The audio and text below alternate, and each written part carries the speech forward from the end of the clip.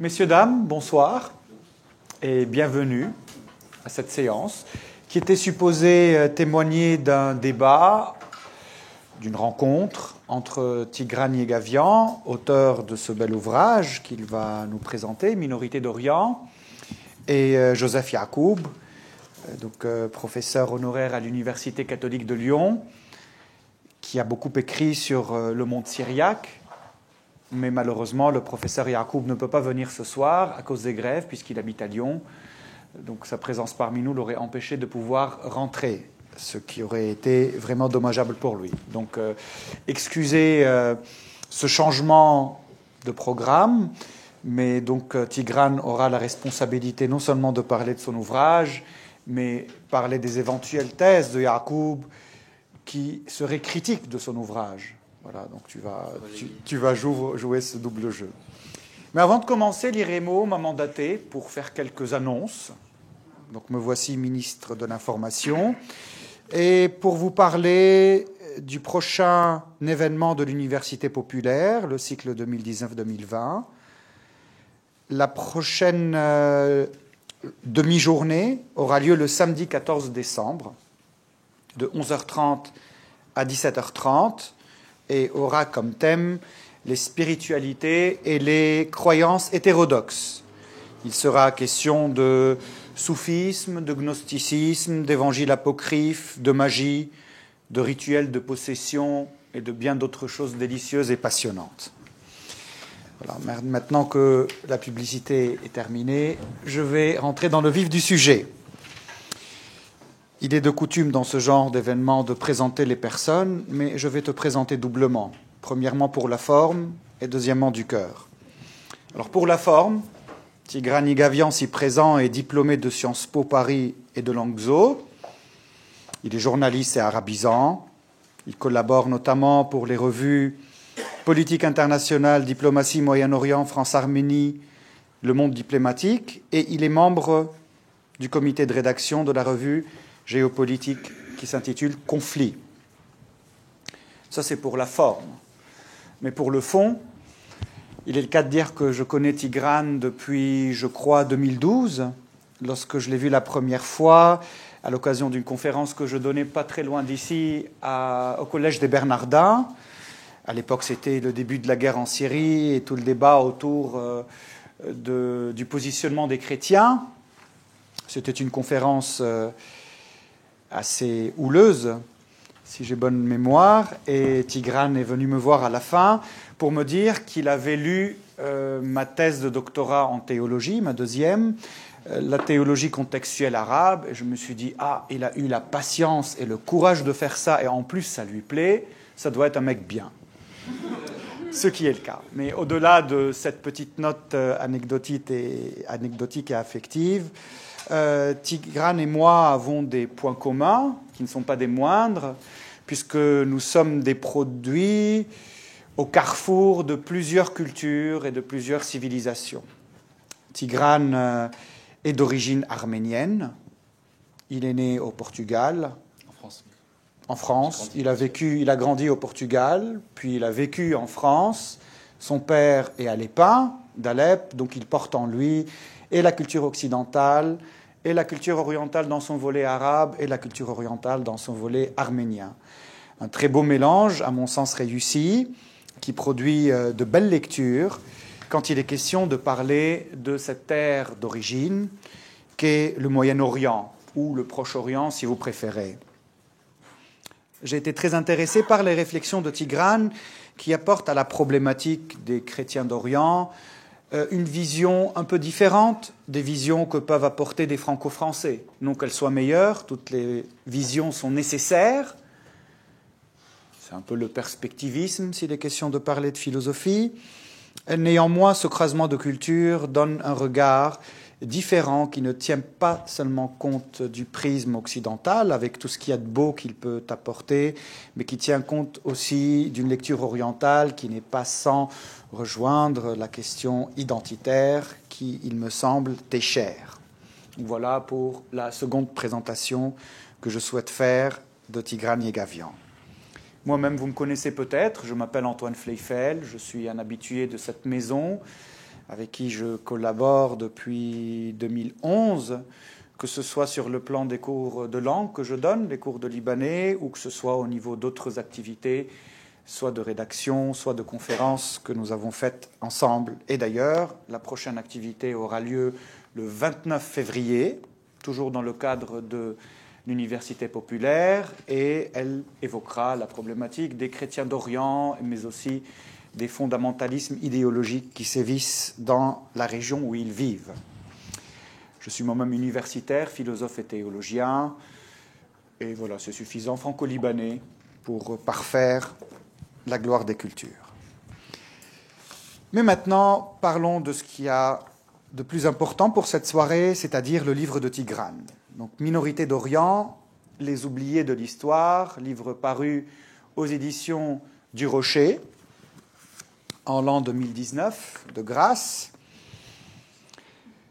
Un livre très appréciable, car bien sûr Tigrane ne nous apporte pas des informations supplémentaires sur la manière dont les orthodoxes encensent en Orient, ou sur la manière dont les Syriaques disposent leur iconostase, mais ce que Tigrane entend faire dans cela est une lecture géopolitique critique qui voudrait déconstruire, dans un sens très philosophique du terme, des lectures, des conceptions, des compréhensions que l'on a des chrétiens d'Orient.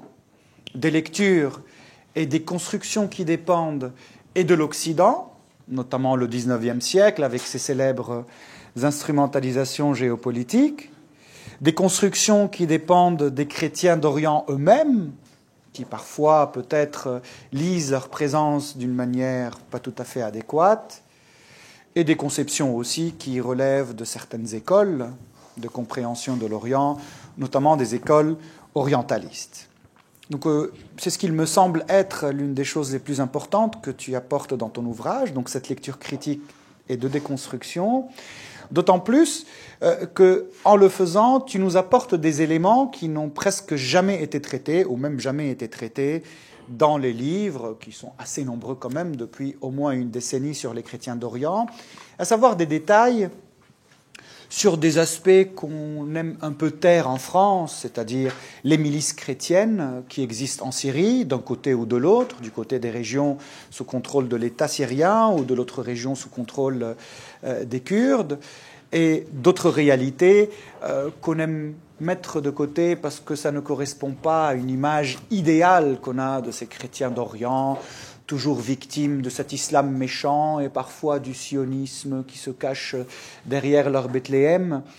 Donc une lecture qui se veut réaliste, déconstructive, mais aussi pleine d'espérance, parce que tu termines ton ouvrage sur un certain appel de réfléchir de rechef la présence des chrétiens d'Orient, et dans le cadre de cette réflexion qui touche principalement le Moyen-Orient, réfléchir aussi la question de la diaspora, qui a beaucoup de choses à apporter. Donc voici grosso modo ce que j'ai pu percevoir de l'essence de cette problématique. Mais maintenant, je vais te donner la parole. Et la première question, qui est une certaine introduction à ce que tu vas nous dire, est la suivante. Pourquoi as-tu rédigé cet ouvrage ? Merci Antoine pour cette présentation des plus exhaustives, et merci à l'IREMO et à vous tous d'être présents. Je trouve que c'est un vrai défi, presque une gageure, d'écrire sur cette question des chrétiens orientaux ou chrétiens d'Orient, c'est selon, après le livre de Jean-Pierre Vallogne. Le livre de Jean-Pierre Vallogne qui est paru en 1994 chez Fayard, qui a pour titre « Vie et mort des chrétiens d'Orient ». Je répète, « Vie et mort des chrétiens d'Orient », qui est une vraie somme, une somme académique, une somme d'érudition, qui est à ce jour n'a pas été dépassée. Enfin, je pense qu'il n'y a pas d'ouvrage de référence qui peut égaler Vallogne. Alors même si on n'est pas tout à fait, même si on reconnaît que c'est une somme et une référence incontestable, il est difficile des fois, surtout quand on a le parcours qu'on a, qu'Antoine a, de partager certaines des conclusions de Vallogne, puisque parmi les conclusions de cet ouvrage, il y a cette inexorable chronique d'une disparition annoncée. Donc Vallogne, lui, il plaide pour une mort lente, pour une hémorragie inexorable, latente de la chrétienté en Orient. Et il va même jusqu'à dire que c'est une bonne chose pour l'Occident, puisque les chrétiens orientaux vont enrichir le patrimoine culturel de l'Occident. Donc moi, mon propos, c'était plutôt que de m'inscrire dans cette tradition-là. Et on remarquera aussi depuis à peu près 10 ans qu'il y a pas mal d'ouvrages sur le sujet, des ouvrages de facture plus généraliste, plus de vulgarisation, qui s'inscrivent dans ce récit. Des fois avec une posture un peu plus larmoyante, des fois non. Moi, mon propos, c'était absolument pas ça. C'était plus, comme tu le disais, m'inscrire dans une géopolitique critique et essayer autant que faire se peut de garder la tête froide, d'être lucide dans l'analyse du sujet. Donc, quand je dis déconstruire, enfin une tentative de déconstruction, je me réfère à trois thèmes. Déconstruire par rapport à quoi et par rapport à qui déjà. Donc, déconstruire par rapport à cet Occident. Bon, alors c'est vrai qu'on n'est plus au XIXe siècle. Au XIXe siècle, pour beaucoup d'Occidentaux, donc la chrétienté ottomane au Moyen-Orient était comme une machine de guerre, enfin l'instrumentalisation du fait minoritaire plus précisément, était comme une machine de guerre géopolitique, pour reprendre l'expression de Georges Corm. Aujourd'hui, le sujet n'intéresse plus beaucoup, en tout cas pas sous cet angle-là, il a perdu toute son importance stratégique. Par contre, un autre travers par rapport à l'Occident qu'on peut sentir, c'est la muséification. C'est de faire des chrétiens, en fait, des gardiens d'un musée à ciel ouvert. Il ne reste plus de chrétiens, mais par exemple, une des images les plus parlantes, c'est le sort de la chrétienté en Palestine, où maintenant il reste pratiquement plus de chrétiens et on organise des croisades pour seniors où les messes sont célébrées par un clergé expatrié. Donc c'est cette image-là un petit peu qui est relayée dans notre imaginaire collectif. Donc déconstruire aussi, proposer un bilan critique de l'interventionnisme occidental français, pour ne pas le citer, au XIXe siècle, et voir en quoi, en faisant parler, en faisant dialoguer le passé et le présent, voir en quoi l'histoire se répète inlassablement. Aujourd'hui, le lâchage des Kurdes donc dans le nord-est syrien, hier le lâchage de la Cilicie en 1921, et le lâchage des Assyro-Chaldéens quelques années plus tard dans le nord de l'Irak. Ensuite, déconstruire aussi, et là c'est un sujet, je trouve vraiment, qui mérite d'être creusé et de faire vraiment l'objet de toute une thèse, déconstruire par rapport à eux-mêmes, par rapport aux élites chrétiennes de la région, qui bien souvent sont associés, ont une part de responsabilité dans leur propre malheur. Donc là, je veux me référer à deux aspects, à savoir leur naïveté, une naïveté meurtrière, quand on voit un petit peu, je développerai plus tard, mais le rôle de certaines élites arméniennes ottomanes par rapport au pouvoir jeune turc, responsable donc du génocide des Arméniens, des Assyro-Chaldéens et des Grecs pontiques, la responsabilité des chrétiens du Mont-Liban, et des chrétiens du Mont-Liban affamés par Djemal Pacha. Et bien entendu, parler aussi de la responsabilité des acteurs miliciens, plus récemment, donc à la fin de la guerre civile libanaise, dans l'émigration massive de tout un pan de l'élite libanaise chrétienne vers le Canada, vers l'Europe. Enfin aussi, repenser donc la notion de minorité à l'aune donc de la question kurde et donc proposer un regard critique sur cette cohabitation entre les composantes de ce qu'on appelle le Rojava ou ce qui convient de dire aussi la Mésopotamie syrienne, parler de cette cohabitation qui n'est pas forcément un long fleuve tranquille. Donc c'était vraiment un propos de déconstruire à travers ça, de proposer donc une lecture documentée à travers les sources de première main, un peu de terrain et des entretiens, le tout dans un format synthétique, un format grand public, j'espère que ça l'est, et pas un format exhaustif à la Jean-Pierre Vallée. D'accord, puisque tu as évoqué les minorités, commençons par ce premier point.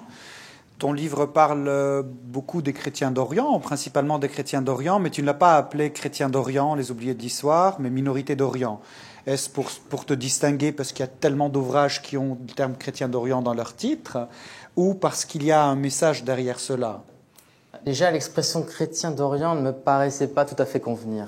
Eux-mêmes ne se reconnaissent pas comme tels. Il faut voir, moi je ne connais pas de coptes ou de syriaques ou d'arméniens apostoliques qui vont dire « nous sommes chrétiens d'Orient ». Ça renvoie à une sorte d'importation, un terme d'importation qui masque aussi le caractère viscéralement autochtone, puisqu'on parle de communautés qui sont à 1000% ancrées dans leur terroir ancestral, qui sont là bien avant la pénétration de l'islam. Et puis, il faut dire aussi que c'est un titre qui m'a été un petit peu imposé par l'éditeur, parce qu'il était question de parler aussi un peu du problème kurde. Malheureusement, j'ai pas pu parler des Turkmènes d'Irak, puisque c'était plus mon sujet de mémoire, de recherche. J'espère que j'aurai une occasion de le faire. Donc le terme minorité aussi, le terme minorité n'est pas idéal, mais il n'est pas innocent non plus, il n'est pas anodin. parce que ça me permet aussi d'aborder cette problématique des minorités d'Orient dans la continuité du millet ottoman. En fait, de montrer en quoi l'Empire ottoman n'est pas mort. L'Empire ottoman n'est pas mort puisque ces minorités non musulmanes se vivent encore dans un système néo-ottoman. Le système du millet, c'est-à-dire le système de l'auto-administration qui existe, qui était en vigueur dans l'Empire ottoman depuis les Tanzimat du XIXe siècle, où chaque responsable d'église, même grand rabbin, étaient les porte-paroles, donc les représentants de leur communauté auprès de la Sublime Porte, et en quoi ces communautés-là se voyaient confier des prérogatives assez élargies, que ce soit des prérogatives fiscales, les tribunaux ecclésiastiques, mais aussi des impôts, la fiscalité. Et on voit bien que, surtout dans le cas de la Syrie, de l'Égypte, de la Jordanie, le Liban c'est un peu plus complexe, ces communautés se pensent inconsciemment encore dans le système du millet. Donc ce livre aussi est un plaidoyer pour sortir du millet et intégrer la cité, la citoyenneté, le tout dans un contexte des plus chaotiques. Mais alors les chrétiens te diront en Orient, nous voulons bien adopter la citoyenneté, mais le problème d'une citoyenneté avec une majorité musulmane traversée aujourd'hui par un vent d'islam politique qui conçoit difficilement la cité en dehors de la charia. Donc ces communautés te diront, ce post-régime de Millet qui prend différents noms selon les pays, nous garantit certains droits. C'est vrai qu'il nous discrimine, c'est vrai qu'il nous rappelle un passé où nous étions des citoyens de seconde zone, mais il nous protège quelque part parce que nous pouvons jouir de nos droits ecclésiastiques propres, nous pouvons jouir d'une reconnaissance juridique. Qu'est-ce qu'on peut répondre à ce genre de discours qui est répandu, surtout au Liban ?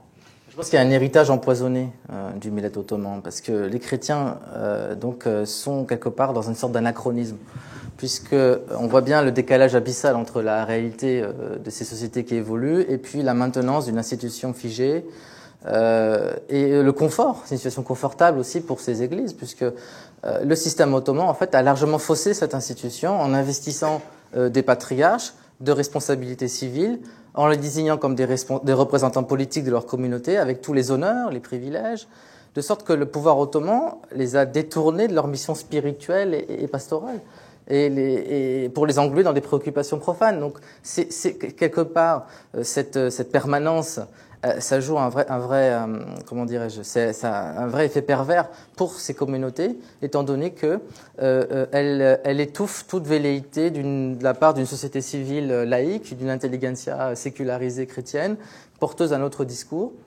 notamment celui de la citoyenneté. Elle l'étouffe dans son aspiration à avoir une parole qui se distingue de la parole officielle. Donc c'est confortable, et ça on le voit très bien dans le cas de l'Égypte. Dans le cas de l'Égypte, puisque si tu prends un exemple historique, dans les années 30-40, l'intelligentsia copte, occidentalisée ou pas, donc intègre massivement le grand parti nationaliste Wafd. Et quand vous voyez le drapeau du parti Wafd, déjà c'est criant de vérité, vous avez la croix et le croissant en osmose, et ce parti-là donc prône une vraie citoyenneté égyptienne qui dépasse le clivage confessionnel.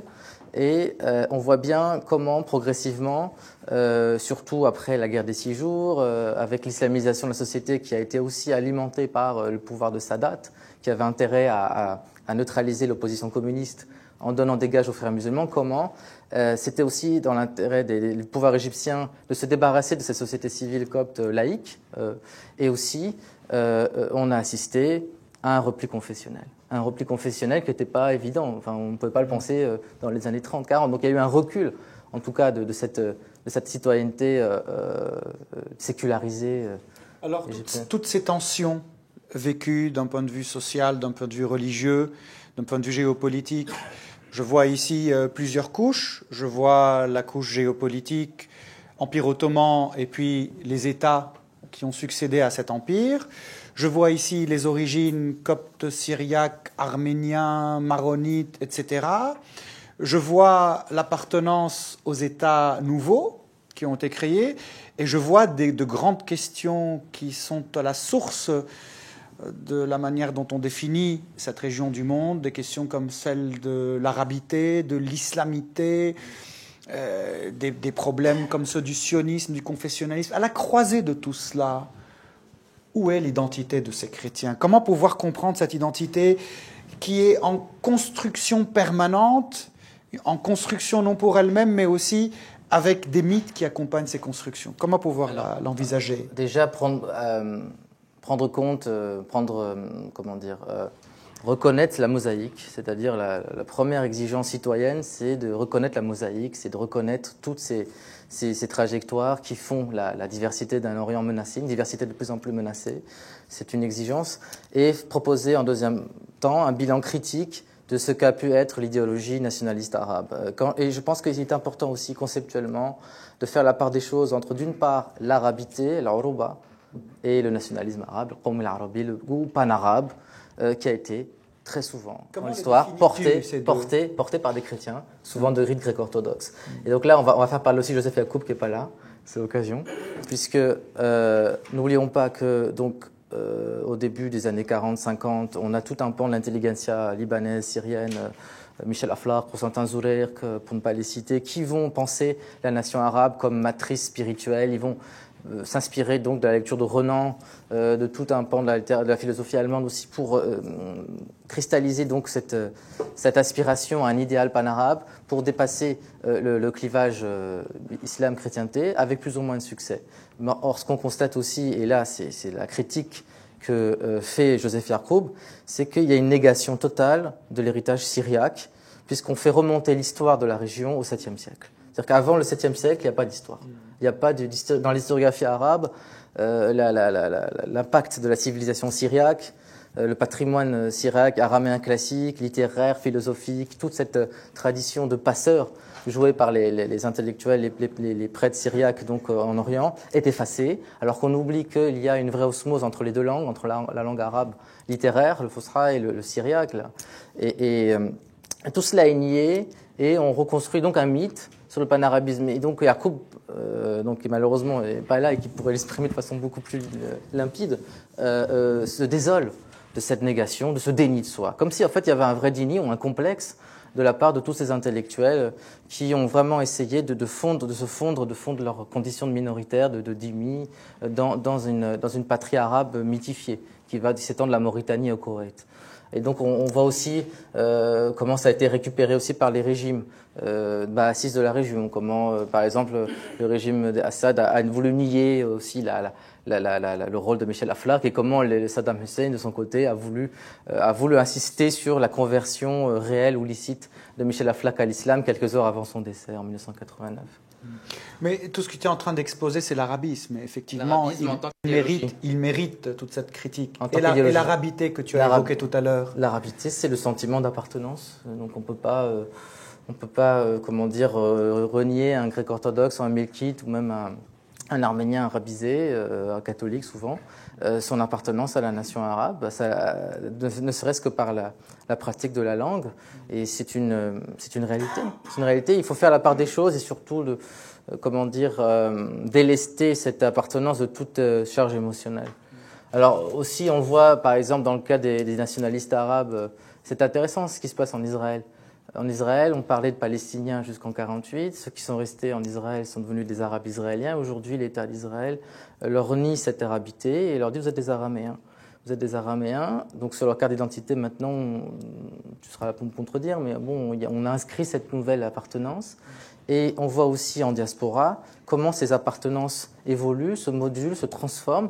Et là, je veux prendre compte en fait de deux diasporas chrétiennes orientales qui ne sont pas directement liées à l'arabité, les Assyro-Chaldéens, les Arméniens, mais surtout les Assyro-Chaldéens, puisque les Assyro-Chaldéens se réinventent une nouvelle identité au contact de la diaspora juive aux États-Unis. Puisqu'il y a une vraie osmose, une sorte de mise en récit parallèle où la plaine de Ninive est une sorte d'Israël fantasmé.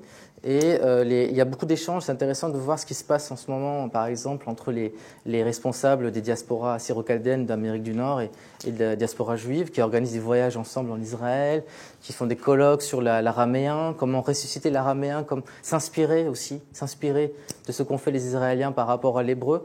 Et une vraie émulation, en fait, a lieu, alors qu'il y a 30-40 ans, ces Chaldéens étaient en Irak, ils étaient complètement dans l'arabité, et donc ils se sont un petit peu désarabisés. et ont essayé de retrouver une identité fantasmée, en tout cas imaginaire, à travers donc des sources et puis à travers ce lobbying, ce travail de lobbying en fait qui se fait, et je trouve ça très intéressant à étudier.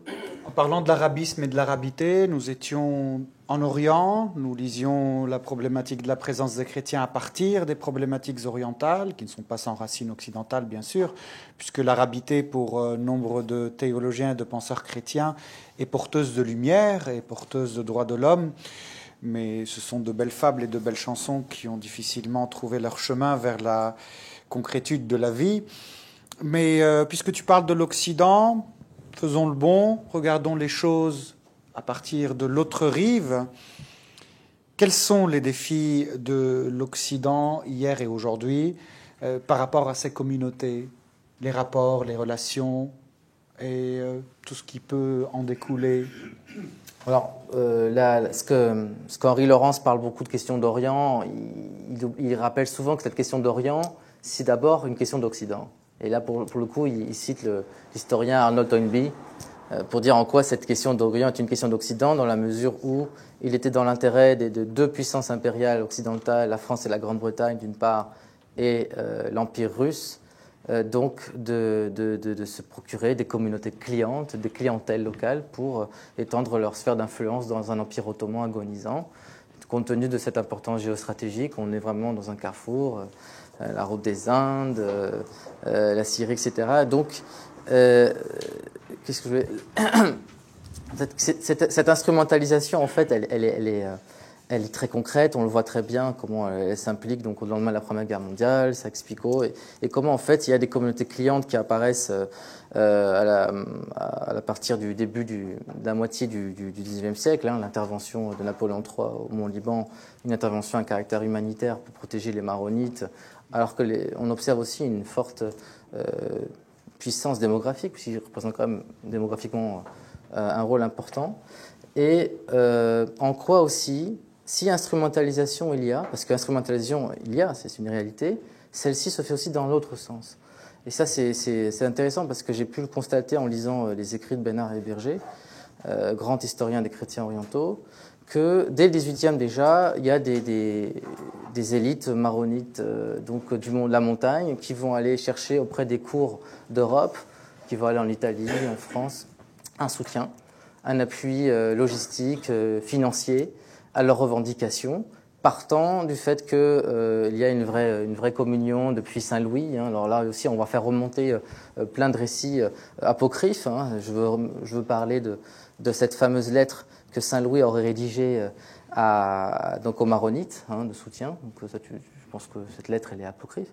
Et puis aussi des capitulations qui remontent à François Ier, qui établissent en fait un moment charnière, le moment où les Français prennent possession de certains privilèges, vont s'appuyer sur les catholiques, vont les protéger officiellement auprès de la Sublime Porte. Donc cette instrumentalisation, elle ne se fait pas seulement dans un sens, elle se fait aussi dans l'autre sens. Or, aujourd'hui, ce qu'on peut voir, c'est cette amitié intéressée, cette influence que les Occidentaux ont jouée, donc a eu des effets assez funestes dans la situation des minorités. Et à cette amitié, cet engagement qu'on a pu connaître, a laissé place une indifférence totale. Puisqu'on voit bien qu'aujourd'hui, ce qui se passe en Syrie notamment, c'est que les chrétiens d'Orient, même les Kurdes, les Druzes, les Alaouites, ne pèsent pas grand-chose par rapport au poids considérable que jouent les monarchies, les pétromonarchies arabes vis-à-vis donc de nos diplomaties, de nos chancelleries. En plus, il faut ajouter aussi un autre point important.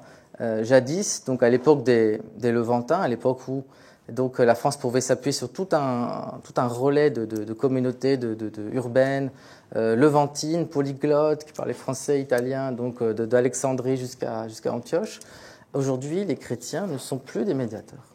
Ils ne sont plus un pont entre l'Orient et l'Occident. C'est fini. Donc on est dans une autre séquence. Qu'est-ce qu'ils sont pour l'Occident aujourd'hui ? Ils sont des objets muséifiés. On voit de muséification. Et donc c'est ça le pari, en fait, du renouveau chrétien qui doit se poser à l'aune de l'actualité que nous vivons au Liban notamment et en Irak, mais surtout au Liban. C'est s'ils sont plus des ponts, s'ils sont plus médiateurs, qu'est-ce qu'ils sont ? Quelle est, là, c'est une question ouverte. Suivant ta logique, la question suivante se pose. Aujourd'hui, les discours parlant des chrétiens d'Orient accusent les musulmans d'être responsables de leur érosion. Mais en t'écoutant, ne puis-je pas me poser une autre question? N'est-ce pas principalement l'Occident, ou aussi l'Occident, qui, du fait de son histoire dès le XIXe siècle, est aussi responsable de l'érosion des communautés chrétiennes? Parce qu'aujourd'hui, si je regarde, tu as évoqué la Cilicie tout à l'heure, la responsabilité de la France, il me semble, est directe, accablante. Mais je peux parler aussi d'Antioche, d'Alexandrette, je peux parler de tous ces villages chrétiens sur la frontière entre la Turquie et la Syrie, ou au croisement aussi de la frontière avec l'Irak. Qu'est-ce qu'on peut dire de cette responsabilité occidentale, sujet très sensible aujourd'hui, parce que dans un certain imaginaire, l'Occident protège les chrétiens. Or, pour ne mentionner qu'un événement très récent, c'est-à-dire l'intervention américaine en 2003, rien n'a fait plus de tort aux chrétiens d'Irak, même pas l'État islamique, que cette intervention qui a sapé vraiment l'un des derniers éléments leur permettant de subsister sur leur territoire. Et les chiffres le disent. On est passé de 1 200 000 à 1 400 000 chrétiens avant 2003. Maintenant, on en est peut-être à 300 000. Donc, si tu peux me dire ce que tu penses de cette question, et poursuivre en nous parlant de la problématique de la démographie chrétienne, une problématique tellement sensible et qui fait couler tellement d'encre. Déjà, il faut réfléchir, pour répondre à cette question, je pense qu'il faut réfléchir à cette phrase de notre ami philosophe franco-libanais Mouchir Aoun, qui dit « Les chrétiens d'Orient souffrent un double martyre, le martyre de l'accusation injuste et le martyre du déracinement volontaire. » Martyr de l'accusation injuste, et là on fait allusion à plusieurs siècles d'interventionnisme occidental qui ont fait que les chrétiens sont passés aux yeux de la majorité musulmane comme une cinquième colonne. Et ça on le voit très bien dans le cas de l'Irak en 2003. La référence donc aux croisés, on va se battre, on va éliminer, on va s'en prendre aux plus faibles, aux plus vulnérables. C'est une constante, c'est quelque chose qu'on observe vraiment à toute séquence d'interventionnisme occidental en Orient, même à l'époque ottomane. Les Arméniens ont cru naïvement que l'Arménie occidentale, donc l'Anatolie, à la fin du XIXe siècle, allait connaître le sort des Balkans, c'est-à-dire qu'il y aurait un interventionnisme occidental. Les Russes, les Britanniques, les Français ne laisseraient pas des chrétiens se faire massacrer, comme ils n'ont pas laissé les Bulgares se faire massacrer, ou les Grecs se faire massacrer lors de leur insurrection, lorsqu'ils réclamaient donc leur droit à disposer d'eux-mêmes. Et ils ont cru naïvement qu'en multipliant des actions d'éclat, d'autodéfense. Je pense à un événement très précis, la prise de la Banque ottomane en 1896 par un commando arménien. Et cette Banque ottomane, qui représentait tous les intérêts donc franco-britanniques en Empire ottoman, était une vraie bombe à retardement. Et on voit bien ce qui s'est passé. Il y a eu quelques protestations, quelques négociations. On a évacué les membres du commando et puis la population arménienne de Constantinople s'est fait massacrer. Donc il y a de la part donc de certaines élites chrétiennes une méconnaissance déconcertante de leur propre histoire, puisque cette histoire se répète inlassablement et les Kurdes font de même. Les Kurdes n'ont pas pris compte de l'abandon donc depuis de Sèvres, qui proposait donc qui posait donc les bases des jalons d'un futur État kurde. Plus récemment, en 2017, l'abandon de la région par les Américains, alors que c'était leurs principaux alliés au sol. Pareil, tout récemment, donc en octobre.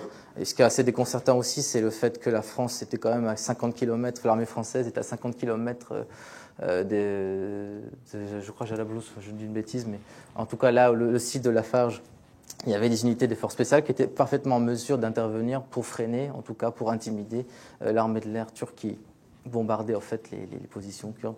Donc oui, on est vraiment dans une sorte de bégaiement de l'histoire, de méconnaissance donc de toute cette politique court-termiste, une politique en fait de la part de la France qui se traduit non seulement par un manque de vision, mais aussi par une certaine dichotomie entre deux sphères. En tout cas, c'est le cas, c'est quelque chose qu'on observe très bien dans le cas de la gestion malheureuse de la Cilicie, donc qui était une région prospère sur laquelle la France avait des intérêts, qui misaient sur un futur mandat, où il y avait une majorité relative, vraiment relative, d'Arméniens et de Grecs. Et ce qu'on a pu observer, c'est que autant l'armée française au Levant était gagnée à cette population, elle voyait qu'elle pouvait s'appuyer sur ces populations pour construire un vrai projet de futur État, donc francophile, sorte de relais, en fait, une sorte de grand Liban. La Cilicie aurait pu être un très grand Liban, vraiment. Et autant la diplomatie française s'est traduite par une vision court-termiste où les intérêts changent du jour au lendemain, et surtout ce qui compte pour la France n'est pas tant gagner en fait le concours de ces populations, de protéger ces populations, de construire des mandats sur la côte, notamment pour la Cilicie, mais gagner la paix, l'amitié d'un régime kémaliste rebelle, de peur que ce régime kémaliste turc nationaliste tombe sous l'influence des bolcheviks. Et donc 1921 est une date sinistre puisque le traité, on parle très peu dans l'historiographie du mandat, on parle très peu de ce traité franco-turc, le traité d'Angora de 1921, a eu des responsabilités, on va dire, tragiques, puisque en quelques mois, en hiver, il y a 120 000 Arméniens qui sont obligés d'évacuer la Cilicie. Dans la débandade, la France n'est pas prête à organiser ce départ. Et puis on perd la Cilicie, ça veut dire que la Cilicie est une région très fertile, une région vraiment qui n'est pas que arménienne, c'est le berceau au fait de toute la chrétienté, Tars, Antioche. La Cilicie, il y a eu donc des déportations en 1915. Plus d'un tiers des chrétiens, même la moitié, ont pu revenir en 1918 sous protection française. Et là, on les fait repartir 3 ans plus tard. Et les derniers vestiges de cette Cilicie, on pouvait les voir à Alep, puisqu'à Alep, un peu Damas, il y avait une communauté arménienne de Cilicie qui avait maintenu ses traditions, ses rites, ses dialectes, son dialecte, ses mœurs, ses traditions culinaires, etc. Et là, on voit que ce qui se passe à Alep est absolument tragique, puisque à peu près les deux tiers de la communauté arménienne, de la communauté chrétienne d'Alep, sont partis. Donc c'est la fin, ce qui se passe à Alep marque la fin d'une séquence, en tout cas la fin de l'héritage cilicien. En tout cas, c'est comme ça qu'on peut le percevoir. Donc ils sont partis, c'est-à-dire qu'il y a moins de chrétiens à Alep, moins d'Arméniens. Qu'en est-il alors de cette question de démographie ? C'est très compliqué de faire parler les chiffres en l'absence de statistiques précises, mais on peut dire la chose suivante, c'est que, tu le dis très bien dans ton livre aussi, mais au début du XXe siècle, on part sur à peu près 25 à 30% de chrétiens pour toute la région. Moi je dis 20 à 25. Mais... 20 à 25, on ne va pas grossir, en fait pas. Aujourd'hui, à peu près 5%. Oui. 5 à 10%. Donc, alors là, moi, je dirais 5%. Moins de 5%. Donc là, là, on parle de la proportion. Maintenant, on va parler en chiffre absolu. En chiffre absolu, il y a plus de chrétiens qu'en 1900. Il y en a plus. Après, bon, c'est le cas. Oui, bien sûr. Et ça, c'est quelque chose qu'on ne dit pas souvent. C'est-à-dire qu'il y a eu une croissance démographique, certes, plus faible maintenant, mais l'Égypte constitue le principal bassin démographique de la chrétienté orientale, avec entre 8 et 9, on n'a pas de chiffre exact, mais c'est un peu moins de 10% quand même des 100 millions d'Égyptiens. Le Liban, 1,5 million, non plus. Oui, c'est entre 1,5 million et 2 millions, ça dépend des sources. La Jordanie, entre 500 et 600 000. Non, si, moi j'ai vu 400 000. 200 et quelques mille à peine. Moi j'ai vu 400 000, moi. Nous ne lisons pas les mêmes ouvrages. D'accord. Mais en tout cas, c'est le royaume des chrétiens heureux. C'est le royaume des chrétiens heureux. C'est là où ils se portent le mieux. Ouais. Alors là où c'est tragique, c'est bien entendu l'Irak, puisqu'on est passé de 1,3 million en 2011 à un peu moins de 300 000 aujourd'hui. Et la Syrie, en 2011, il y avait à peu près 1,2 million de chrétiens, essentiellement concentrés sur les principes, la Syrie utile, les principaux pôles urbains, Damas, Alep, Homs, Latakia, et puis la Jaziré. La Jaziré, c'est-à-dire la Mésopotamie syrienne, berceau du peuple syriaque, où ils étaient 180 000 avant l'invasion de l'État islamique, de Daesh, et aujourd'hui à peu près 30 à 40 000. Et c'est là où c'est le plus dramatique, c'est qu'on voit bien le déracinement dans la Syrie rurale, puisqu'il y avait une vraie chrétienté rurale, donc dans l'Est, la vallée du Cabour, et donc le vide sécuritaire, l'occupation de l'État islamique ont vraiment causé des ravages. Alors, certes, il reste encore une chrétienté rurale dans l'ouest, dans la région de la Wadi Nassara, c'est-à-dire le nord, la vallée des chrétiens, dans le gouvernorat de Latakia, dans l'ouest de Homs, ou des villages même mixtes. Mais ça reste inquiétant, puisque la Syrie avec l'Égypte, voilà, l'Égypte aussi, un pays, une vraie chrétienté rurale aussi en Haute-Égypte, la plupart des chrétiens sont maintenant concentrés dans les principales villes. Mais donc cette démographie est en mutation continuelle. à l'étranger pour ceux qui émigrent et à l'intérieur pour ceux qui quittent les campagnes. Et avec leur départ, il y a un christianisme, une certaine culture chrétienne rurale qui disparaît. Donc puisqu'il y a ces changements démographiques, avec une diminution de la proportionnelle, mais pas du nombre absolu, comme tu l'as très bien dit, est-ce qu'on doit fonder leur présence sur ce poids démographique? Parce que jadis, c'est ainsi qu'on a pensé la question. La création du Liban est fondée sur le poids démographique des Maronites. Et dans d'autres pays aussi, on tenait compte de leur poids démographique pour leur donner des droits ou pas, pour gonfler leur participation au gouvernement. Je pense à la Jordanie ou à l'Assemblée du peuple ou pas. Donc, est-ce que leur présence doit être fondée sur cette question de la démographie et de la proportion pour trouver quelle place donner à cette minorité qui représente, 5, 10 ou 15% de la population? Ou est-ce que c'est autre chose qui devrait être? En posant cette question, je pense à cette prise de conscience nouvelle ou renouvelée qui a lieu dans le monde arabe depuis 2011, cette prise de conscience renouvelée qui met en avant la citoyenneté et qui veut en finir avec tous les avatars post-ottomans ou post-occidentaux, parce que l'Occident aussi nous a fait hériter une vision très confessionnelle et religieuse des choses. Tu dis de très belles choses sur cette question. Qu'est-ce que tu peux nous en dire davantage dans le cadre de tout ce contexte mouvementé depuis 2011 qui n'en finit pas? Il y a une très belle phrase de l'écrivain libanais Rachid Daïf qui avait dit un jour lors d'un colloque, il est chrétien lui-même, « Je ne veux pas être pensé comme minorité, mais comme nuance ». Et je pense que c'est très important. C'est-à-dire que quand on parle de minorité versus majorité, on est dans l'importation de l'État-nation. Ça sous-entend la territorialisation du fait chrétien. Et on voit bien que toutes les tentatives artificielles ou réelles de territorialiser, de sanctuariser la présence chrétienne en Orient, c'est voué à un échec. Déjà le Liban, dans la guerre civile libanaise, on a un réduit chrétien de 1000 km² entre Beyrouth-Est et Batroun. Oui, mais ce n'est pas la taille qui compte, cher. Mais oui, c'est la distance qui sépare la terre du ciel, tu as raison. C'est la force spirituelle, c'est vrai. Mais toutes les tentatives d'ériger en fait un État ou un territoire, même en Irak, à la plaine de Ninive, sont avouées ont été des échecs lamentables. Donc il y a eu une phrase de Jean-Pierre de Colosimo qui disait c'est comme des bantoustans, en fait, c'est des bantoustans en fait, aussi aisés à garder qu'à détruire. Et on voit bien aussi dans le cas de la plaine de Ninive, où il y avait un projet d'autonomie chrétienne sous protection kurde qui a échoué. On voyait bien que dans le cas, justement, là on en parlera peut-être plus tard, que de la part des acteurs politiques kurdes, je peux surtout parler du Parti démocratique du Kurdistan de Barzani, il y avait une tentative de coopter ces chrétiens en fait pour faire leur supplétif, mais absolument pas de projet d'autonomisation.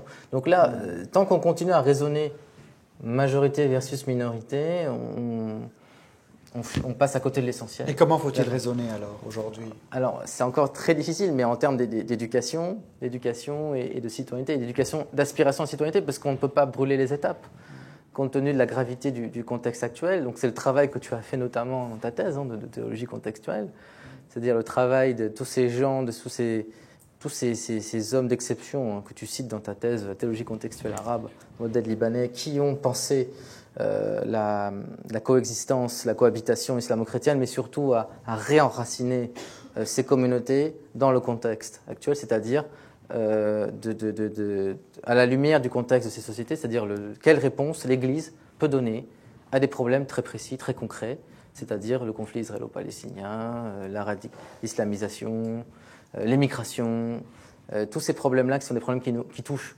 Nous en parlerons tout à l'heure des solutions, mais pour le moment, je voudrais savoir si dans le cadre de tes réflexions, tu crois que la citoyenneté est plus envisageable aussi, tenant compte de la prise de conscience nouvelle que j'évoquais tout à l'heure, des nouvelles générations. Et lorsque je parle de cette nouvelle prise de conscience, je ne parle pas que des chrétiens, parce que dans les communautés musulmanes et même dans les communautés chiites, même dans celles de l'Irak, il y a un ras-le-bol de l'instrumentalisation religieuse du politique. Et il y a cette volonté prononcée chez les jeunes générations qui ont aujourd'hui 20 ans ou 30 ans, qui conçoivent les choses différemment. Donc, est-ce que dans tes lectures et dans tes études, tu trouves une amélioration ou un espoir ou une brèche dans ce sens? Et est-ce qu'on peut espérer? On est habitué à considérer le phénomène que chrétiens comme une hémorragie inexorable, latente, un vrai désespoir, un horizon bouché. Alors, ce qui est intéressant à observer, notamment si on se penche sur le cas irakien. L'Irak est un pays qui a vraiment le plus souffert. Enfin, c'est vraiment dans leur chair. Là, ce qui reste de la communauté chaldéenne, parce que la première église d'Irak, c'est les Chaldéens. Après, bon, on parle des Assyriens, on parlera des Syriaques, mais cette communauté chaldéenne est elle-même traversée par des clivages très intéressants. Parce que d'une part, tu as le patriarche, le cardinal Louis Sarko, qui lui, la principale autorité chrétienne du pays, se voit un petit peu comme le Sistani des chrétiens. C'est-à-dire que lui, il a comme référence Sistani, l'ayatollah Ali Sistani, le Malja, donc, qui est la principale autorité de l'islam chiite en Irak et qui est suivi aussi hors d'Irak. Et lui, il se voit un petit peu comme le pendant chrétien de Sistani. Et on voit aussi comment ce qui reste de chrétien en Irak, notamment à Bagdad, à Bassora, mais surtout à Bagdad, s'entre-déchire sur des histoires de quotas, parce qu'ils ont encore droit à des quotas au Parlement irakien. Il y a des partis politiques qui défendent le patriarcat chaldéen, et puis des députés ou des politiciens chrétiens, laïcs, qui aspirent à un autre discours et qui s'entre-déchirent, justement. Et ça, c'est quelque chose que j'ai appris, parce que je pensais vraiment que cette communauté chrétienne, elle faisait bloc autour du patriarcat Sarko, surtout compte tenu de la gravité du contexte irakien. Parce que là, on parle vraiment d'un contexte de vie ou de mort, où il y a une actualité vraiment dramatique qu'on ne va pas aborder de la même façon qu'on soit en Égypte ou au Liban. Et donc, il y a une vraie réflexion aussi sur la sécularisation et la sortie du millet, puisque c'est un peu comme ça que c'est interprété. En tout cas, c'est comme ça que la problématique, elle peut se poser. Donc, il y a c'est une image beaucoup moins sacrée et beaucoup moins idéale que tu nous dresses des chrétiens. Lucide. Oui, tout à fait. Et donc ces chrétiens ont porté les armes. Je ne parle pas seulement de la guerre libanaise, parce que c'est quelque chose qui est classique aujourd'hui, mais les chrétiens ont porté les armes en Irak pour défendre la plaine de Ninive et Karakosh, mais surtout en Syrie, d'une manière plus développée et de manière qui pourrait paraître comme contradictoire, parce que tous les chrétiens n'ont pas porté les armes, peut-être contre le même ennemi, l'État islamique, mais pas avec les mêmes a priori. Peut-être que leurs a priori étaient différents. C'est l'une des choses très précieuses que tu évoques dans ton livre, puisque tu nous apportes des informations peu disponibles en langue française, ou je crois presque pas. Est-ce que tu pourras nous éclairer sur ce point, s'il te plaît? Oui, enfin, il y a tout un chapitre sur les milices dans le livre. Pourquoi? Parce que je trouvais que c'est important quand on parle de l'évolution de la crise, de la guerre en Syrie et de l'Irak, même si les acteurs chrétiens sont des acteurs vraiment secondaires dans cet échiquier, ils ont quand même été rattrapés par le phénomène milicien, puisque la Syrie est un pays qui s'est complètement qui est tombé dans cette la société est milicienne, vraiment. Et donc, le fait est qu'à partir de 2011, on voit très bien que l'armée régulière, donc l'armée de Bachar el-Assad, comme on dit dans les médias, 2012, n'est pas en mesure de tenir tous les fronts. Il y a trop de fronts, donc à la fois internes, externes. Et donc, la stratégie va être la suivante. Beaucoup de chrétiens sont candidats à l'exil, ne veulent pas servir dans l'armée. Le service militaire est rallongé. Donc pour les chrétiens, c'est la certitude. Donc c'est quelque chose de très difficile. Pareil pour les Druzes. Et donc l'armée va distribuer des armes aux villageois chrétiens de la Wadi an-Nasara, dans la région de l'Ouest, pour qu'ils défendent leur village contre les assauts des milices. Souvent salafistes, djihadistes, en tout cas parrainés par le Qatar et la Turquie et l'Arabie Saoudite. Donc ça, c'est une option, c'est une stratégie qui va fonctionner. Mais là, quand on parle de ces gens-là, on ne parle pas tellement de milices, mais plutôt d'unités combattantes qui sont affiliées à l'armée, mais pas directement, mais en tout cas qui défendent leur village, qui défendent leurs biens, leur famille. Et ça permet donc à l'armée syrienne de respirer un petit peu en déléguant à ces hommes donc, qui sont complètement loyalistes, qui sont loyaux vis-à-vis de Damas. Ça, c'est un point. Et là, ce qu'on observe, et c'est très intéressant parce que ça rejoint la fracture ethnique, ethno-confessionnelle de la Syrie, c'est qu'il y a d'une part les chrétiens de l'Ouest, de la Syrie dite utile, c'est-à-dire l'axe Damas, Homs, Hama, Alep, l'attaqué, qui eux sont loyalistes, qui se battent donc dans des unités combattantes, des milices ou des... Combien y en a-t-il? J'ai pas le chiffre en tête, mais j'en ai compté 9 de milices. Des deux côtés? Recension en Syrie. Et à l'Est... Donc 9 milices chrétiennes. Oui, mais la plus importante des milices, telle qu'on la connaît en tout cas, elle ne se trouve pas dans la Syrie dite utile, mais dans l'ouest, dans la Jazireh, dans la Mésopotamie syrienne. Et là, je veux parler du Conseil militaire syriaque, qui est la principale unité combattante, qui se bat donc avec les FDS, qui appartient aux forces démocratiques syriennes, qui est sous commandement en fait des FDS, mais qui est une milice qui a fait parler d'elle. Et alors, on observe d'une part, de la part de ces combattants qui sont donc dans une région sous contrôle, en tout cas qu'il était jusqu'à peu sous le contrôle kurde, que le discours vis-à-vis de Damas n'est pas le même. C'est-à-dire que ces gens-là s'inscrivent dans le récit, c'est tout à fait normal, des Kurdes, mais aussi ils ont un regard très critique vis-à-vis de Damas et remettent sur le boisseau la politique d'arabisation, remettent en cause la politique d'arabisation de 30 ans de baasisme, puisque ces combattants, ces milices vont mettre en avant leur identité syriaque, la langue sourète, l'araméen oriental, les liens avec la diaspora, puisque la diaspora donc, syriaque qui essaime en Scandinavie, en Suède, il y a beaucoup de Syriaques, en Amérique du Nord, vont participer au financement de ces milices, vont envoyer même des militants, des volontaires, vont jouer un rôle assez conséquent. Et donc, ça participe aussi à ce nouveau récit de réappropriation d'une identité syriaque qui avait été étouffée par le baasisme. Alors que les chrétiens qui se battent à l'ouest, eux, ils sont parfaitement dans l'arabité. Enfin, ils sont tout à fait arabes. Ils sont en osmose avec le discours, tout en étant lucides. Parce que s'ils se battent, ce n'est pas forcément pour Bachar, mais c'est pour sauver leur vie. Et ils sont lucides que ce régime-là, à leurs yeux, constitue un moindre mal, puisqu'ils sont persuadés qu'en face, ce sont essentiellement des barbus. Tout en sachant que ce qui est remarquable, c'est que les deux christianismes qui sont d'un côté et de l'autre ne sont pas les mêmes. Parce que dans la Syrie utile ou dans la Syrie du régime, le christianisme est de facture grecque, grec-orthodoxe, grec-catholique, alors que de l'autre côté, nous sommes face au christianisme syriaque, qu'il soit chaldéen ou assyrien ou syriaque tout court. Et ce sont effectivement les diversités des origines historiques de ces communautés chrétiennes qui sont toujours en jeu.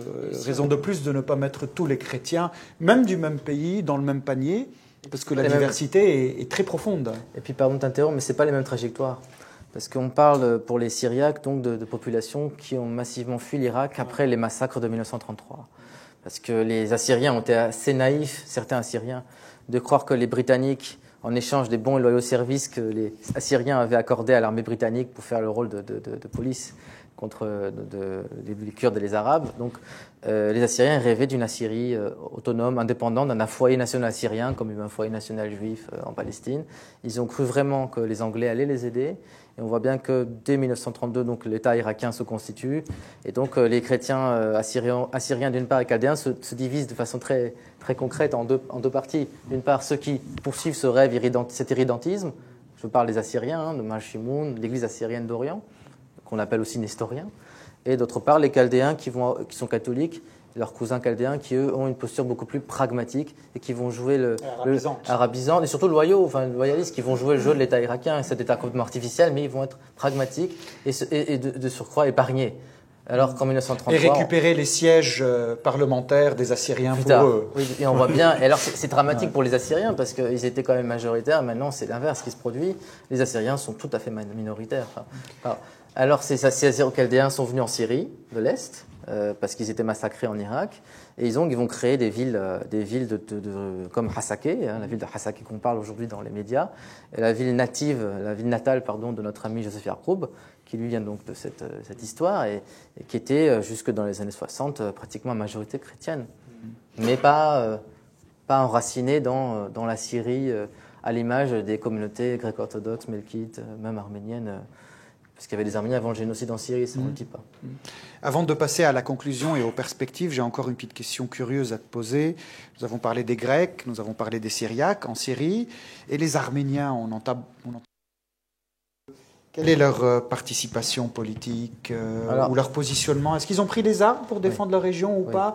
Est-ce que tu peux un peu nous parler de ça? Alors, la communauté arménienne de Syrie, jusque dans les années 80, c'était à peu près 100 000 personnes. Enfin, c'est un chiffre qui est très énorme, qui est très grossier, mais bon, ce qui est vrai, c'est que la Syrie a une place très importante dans l'imaginaire collectif arménien pour une raison à la fois historique, puisque Arménien levantin ou arménien du monde entier. Déjà historiquement parce que vous avez l'empire jusqu'à l'Antiquité au 1er siècle avant Jésus-Christ, il y a l'empire de Tigrane II, mon glorieux homonyme, qui s'est étendu donc de la mer Caspienne jusqu'à Antioche, jusqu'à la Palestine du Nord, et qui frappait monnaie à Alep et Antioche. Donc les Arméniens sont très fiers de dire qu'ils ont occupé une partie de la Syrie brièvement avant d'être chassés par les Romains. Plus récemment, bien sûr, vous avez la relation avec la Cilicie, puisque la Cilicie est voisine de la Syrie. Et il y a eu un État arménien en Cilicie au Moyen Âge. Cet État a duré donc du XIIe au XIVe siècle, et donc à la chute de cet État sous les Mamelouks, une communauté arménienne va s'installer à Alep. Donc Alep est un nœud important culturel, économique, arménien dans l'Orient. Donc les Arméniens existaient déjà bien avant le génocide. Alors ce qui se passe avec le génocide, c'est que Deir ez-Zor, la région de Jaziré, constitue l'étape finale des déportations. C'est l'Auschwitz des Arméniens. D'ailleurs, c'est là où on a assassiné ce malheureux prêtre il y a 3 semaines, le prêtre arménien catholique, Ovsep Bedoyan. Donc symboliquement, c'est très fort qu'il ait été abattu par des milices de Daesh juste aux portes de Deir ez-Zor. Ça réveille tout un imaginaire très douloureux. La Syrie constitue la matrice de la diaspora telle que nous la connaissons, la diaspora traditionnelle arménienne, celle qui existe depuis le génocide, puisque c'est depuis Alep que la première communauté a pu émerger et partir de là vers l'Europe, vers l'Amérique du Sud, l'Amérique du Nord. Donc Alep constitue une communauté, un noyau très important culturellement jusqu'à maintenant. Les Arméniens de Syrie, avec ceux du Liban, mais aussi beaucoup de Syrie, constituent au fait des usines à cadres. C'est-à-dire qu'il y a des écoles, il y a des lycées où on prépare en fait des Arméniens parfaitement arménophones, parfaitement bilingues, arabophones arméniens, qui vont former lesquels la diaspora. Pour l'arabe, pour les genres, ça reste limite. Ça dépend de quelle génération tu parles. La génération de nos parents, oui, ne parle pas bien l'arabe au Liban. D'ailleurs, il y a une expression au Liban dit « tu parles comme un Arménien », c'est que tu parles très mal, parce que tu confonds... Non, parce qu'on confond les genres. Les genres pour masculins, ceux qui ne le savent pas, les genres en arménien ne sont pas comme en arabe. Voilà. Et l'une des blagues les plus célèbres parmi les chrétiens, ils disent que les Arméniens crucifient la Vierge et au mois marial vont prier au Christ roi, parce qu'ils confondent les genres. Ils font les genres, mais c'est la seule communauté non arabe, parce qu'on ne parle pas des Kurdes, qui a réussi son intégration au Liban, en Syrie. D'ailleurs, Georges Corme la cite toujours en exemple. Bon, c'est vrai, mais aussi c'est vrai aussi parce que les Arméniens, contrairement aux Kurdes, n'ont aucune revendication territoriale. Dans cette guerre syrienne, est-ce qu'ils ont porté les armes? Et si jamais ils l'ont porté, dans quel sens et comment? Dans cette guerre syrienne, les Arméniens d'Alep ont reçu de la part de l'armée syrienne des armes, aussi à Kessab, dans le fameux village qui était le seul village arménien qui reste, donc adossé au Sanjak d'Alexandrette, parce que Alexandrette est une région occupée par la Turquie depuis 1939, que la France a rétrocédé honteusement. Et donc les Arméniens s'accrochent à leur... Avec la complicité malveillante de la France. Responsable, fille aînée de l'Église. À Kessab, il y a eu une résistance, mais ce sont pas vraiment des milices, c'est le parti politique Tachnark, la principale force politique arménienne, qui avec des armes légères contrôle un petit peu ces églises, ces clubs, mais en aucun cas, on peut faire un parallèle entre ce phénomène militaire arménien, et c'est l'expérience des Arméniens pendant la guerre du Liban, puisque pendant la guerre du Liban, ils étaient beaucoup mieux structurés autour de leur quartier, autour de leur brigade, et ils ont pu réussir à faire ce qu'ils n'ont pas réussi à faire en Syrie, c'est-à-dire à bien défendre leur territoire. Alors qu'on voit très bien que la configuration du conflit syrien ne prête pas à ce que les Arméniens puissent défendre leur quartier comme ils l'ont fait à Beyrouth pendant toute la guerre. Alors tout ce que tu nous dis est triste et inquiétant. Néanmoins, tu gardes de l'espoir. Et cela, on peut le constater vers la fin de ton livre. C'est peut-être l'analyste qui prend un peu une pause pour donner la main aux chrétiens qui espèrent, que sais-je. Je te laisse nous le dire. Mais tu apportes plusieurs réponses à la fin de ton ouvrage. Des réponses qui concernent les chrétiens sur place et ce qu'ils pourraient faire, et d'autres réponses, et là je crois que tu avances des thèses très intéressantes, d'autres réponses qui touchent à la diaspora, ce que la diaspora chrétienne orientale peut apporter. Pourrais-tu nous éclairer sur ces deux réflexions, ou plus, que tu as faites à la fin de ton ouvrage? C'est-à-dire que, à la base, le phénomène diasporique, synonyme de dispersion, est perçu comme une tragédie. Il est perçu comme un malheur, comme la déréliction de l'identité, l'assimilation, ou même un génocide blanc. C'est comme ça que beaucoup d'Arméniens le voient, en tout cas pour la diaspora arménienne. Alors moi, je le vois aujourd'hui comme une chance, parce que avec l'apparition donc des médias transnationaux, avec les nouvelles solidarités, les nouveaux types de solidarités qui se mettent en place, les distances se sont amoindries. Il n'y a plus du tout la même vision qu'on peut avoir de la diaspora actuelle, ou les diasporas, puisqu'on parle de diaspora, puisqu'il y a plusieurs vagues migratoires. On parle de la guerre du Liban, la révolution islamique en Iran, mais aussi les événements en Turquie dans les années 80.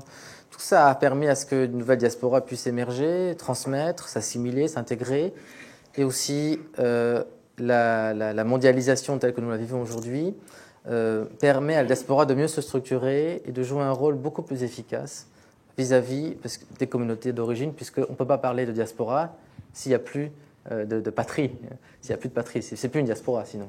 Et donc ce qu'on peut voir avec les médias transnationaux, avec l'Internet, avec le lobbying politique, avec tout cet activisme qui a lieu aux États-Unis, et aussi dans le cas des Yézidis, c'est intéressant, parce que les Yézidis, on n'entendait pas du tout parler avant 2014. Ils étaient complètement absents de l'espace politique. On en parlait dans les livres d'histoire, mais pas dans l'actualité. Les Yézidis sont obligés aussi de se structurer via leur communauté d'Allemagne et des États-Unis. Donc tout ça participe, à mon sens, à une dynamique porteuse de sens. Pourquoi ?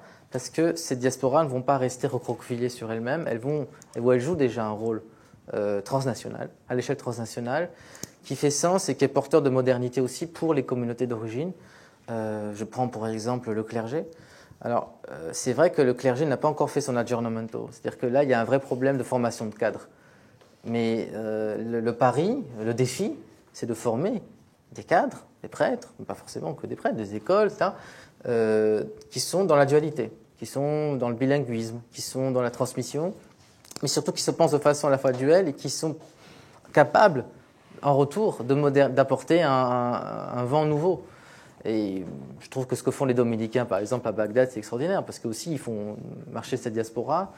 Et dans le cas des Arméniens, ils ont un boulevard devant eux qu'ils n'utilisent pas assez, malheureusement.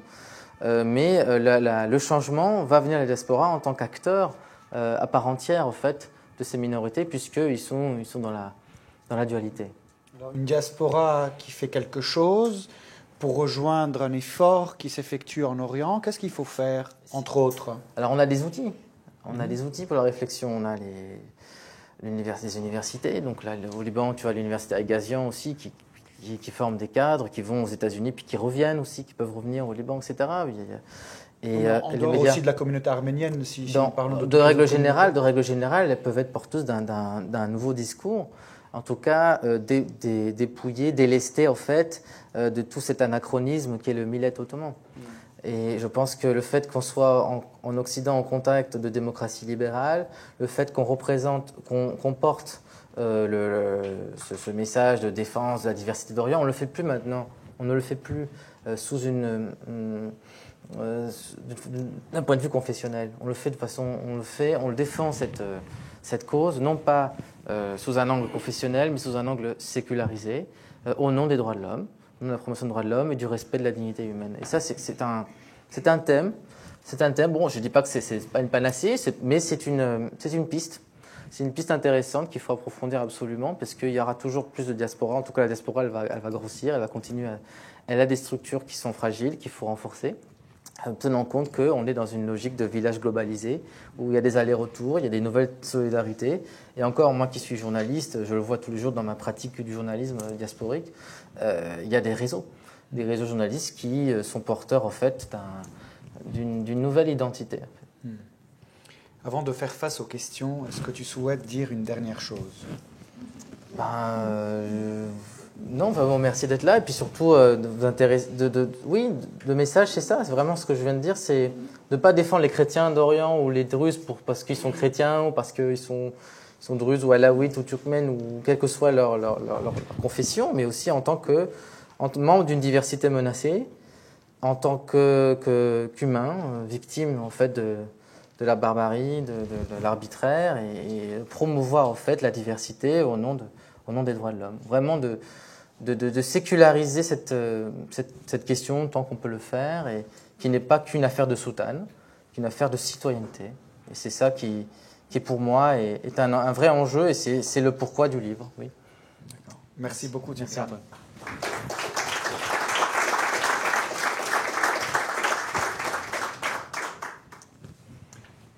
Merci beaucoup de votre écoute.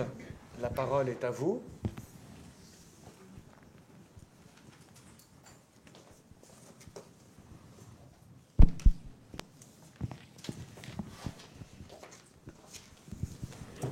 J'ai une question facile, puis une autre qui est plus difficile à exprimer. La première, c'est le Liban actuellement. On dirait que vous avez anticipé ce qui se passe. Alors, qu'est-ce que ça vous amène comme réflexion? Est-ce qu'il n'y a pas cela même à quoi vous appelez? Puis l'autre est un peu plus difficile. À un moment donné, en Égypte, outre les Coptes et les musulmans, où il y avait cet effort d'égyptianisation, donc après un petit rêve d'arabité avec la Nahda, qui a commencé déjà au XIXe siècle, tout d'un coup, à partir des années 1920 jusqu'à peu près 50, même 60, j'irais jusqu'à 60, il y a une volonté d'égyptianisation qui a raté. Ce n'est pas la faute de l'Occident. Et même les Coptes du Wafd, les Égyptiens qui étaient syro-libanais, des Levantins, alors même qu'ils avaient pris la nationalité égyptienne et qu'ils y croyaient, ils étaient devenus fonctionnaires, etc., ça n'a pas marché. Comment expliquez-vous cela? Et donc, voilà.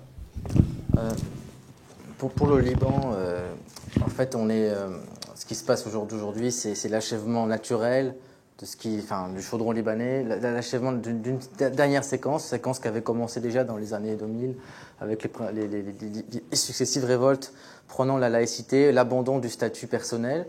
La plupart des Libanais supportent mal le fait que le mariage civil ne soit pas reconnu, le fait que ce système confessionnel est complètement anachronique et ne sert même pas les chrétiens ou les musulmans. C'est une illusion de penser que les chrétiens sont plus protégés par ce système confessionnel, prenant en compte que le chef d'état-major de l'armée est maronite, le président de la Banque centrale est maronite, même le président de la République, tout cela est une chimère.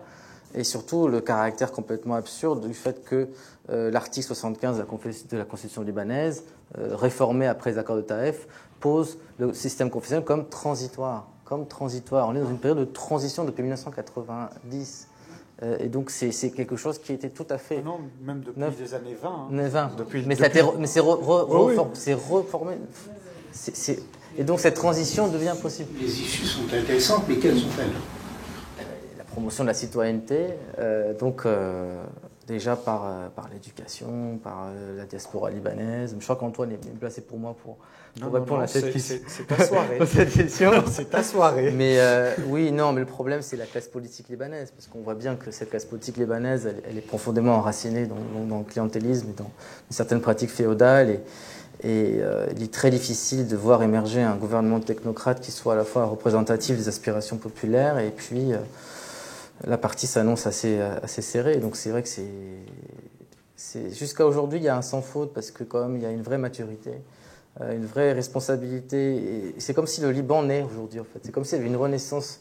C'est comme si cette nation libanaise qui était maintenue en état d'acharnement de respiration artificielle, c'est comme si on avait débranché en fait le tuyau, les vannes. Et le fait que ce qui s'est passé avec le Hirak ne soit pas le soulèvement ne soit pas localisé à la seule Beyrouth, et que Tripoli, une ville conservatrice sunnite, tire la majorité chiite, rejoigne le mouvement, est à la fois porteur d'immenses espérances, mais attention, restons lucides, parce que la crainte de l'instrumentalisation internationale est toujours là. Je vous invite à la lecture d'un très bon interview d'un ami à moi, un prêtre jésuite très moderne qui m'avait beaucoup marqué quand j'étais au Liban, que le père Dani Younes, qui a donné cette interview à la Croix aujourd'hui. Je crois que je te l'ai envoyé, qui est un vrai appel à la lucidité, à la maturité. Et donc, encore une fois, on a eu droit, en fait, au sempiternel appel au dialogue de la part des autorités ecclésiastiques. C'est toujours comme ça. Quand ça bouge un petit peu, on parle de dialogue, Hayward al-Watani, dialogue national. Alors, le vrai dialogue, il se fait dans la rue. Enfin, bon, pour l'instant, on voit pas. En tout cas, je vois pas, connaissant le conservatisme et aussi le manque de vision de beaucoup d'autorités spirituelles libanaises, je vois pas la solution comme ça du haut. Alors, pour votre question sur l'Égypte, Bon, il se trouve que moi j'ai une histoire personnelle, familiale avec l'Égypte, puisque je suis du côté de ma mère, j'appartiens à la famille de Noubar Pacha, donc c'était mon arrière-arrière-grand-père. Et donc là, je vois très bien du côté de ma famille comment on s'est déségyptianisé. C'est-à-dire que là, l'ancêtre, lui, c'était un ultranationaliste égyptien. Il n'était peut-être pas arabophone, mais il a défendu bec et ongle l'intérêt du Fellah contre l'oppression française, britannique lors de la construction du canal, et comment il a défendu l'intérêt de l'État égyptien. Comment ce nationalisme égyptien, en fait, il est porté par des élites ottomanes qui ne sont pas forcément issues de la vallée du Nil. Et donc ça, c'est un phénomène, bon, c'est peut-être pas tout à fait le sujet, mais après, le fait est que les Levantins, tout ce monde cosmopolite qui nous a fait rêver, d'Alexandrie du Caire, a disparu brutalement après la nationalisation du canal de Suez de 1956, qui est une vraie année charnière, puisque on voit bien que pour la nouvelle bourgeoisie, la petite bourgeoisie sunnite qui prend le pouvoir autour des officiers libres de Nasser, il y a une volonté en fait de réécrire un nouveau récit national dans lequel ils n'ont pas de place. Et les nationalisations et les expropriations vont signer un arrêt, vont marquer cette émigration, enfin vont entraîner cette émigration massive de toutes ces élites levantines qui vont se retrouver en Europe et en Amérique du Nord. Donc il y a une vraie rupture avec Nasser qu'on n'a pas pu retrouver, même si Nasser avait d'excellentes relations avec le pape copte, mais en tout cas, de manière générale, les élites chrétiennes non levantines, coptes, sont aussi marginalisées.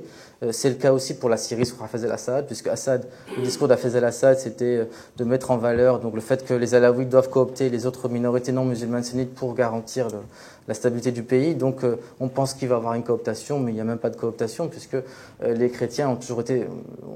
La marginalisation progressive des élites chrétiennes commence avec l'avènement de Hafez el-Assad, même si on a un chef d'état-major de l'armée arabe syrienne qui est lui-même grec, catholique, Youssef Chakour, qui est le héros de la guerre de Tishrin. La guerre du Kippour. La guerre de Kippour, la guerre de 73. Mais de façon générale, les chrétiens n'ont plus d'espace politique. N'ont plus d'espace politique avec l'avènement de ces régimes.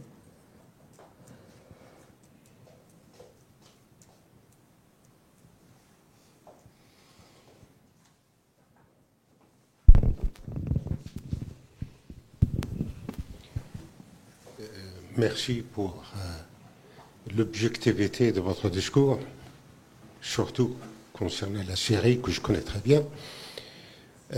Et vous avez dit en fait à la fin que on a parlé plutôt en fait de questions démographiques en Syrie et tout ça. Je ne sais pas comment on peut parler de la question démographique en Syrie quand on voit qu'il y a la moitié de la population syrienne en fait est déplacée.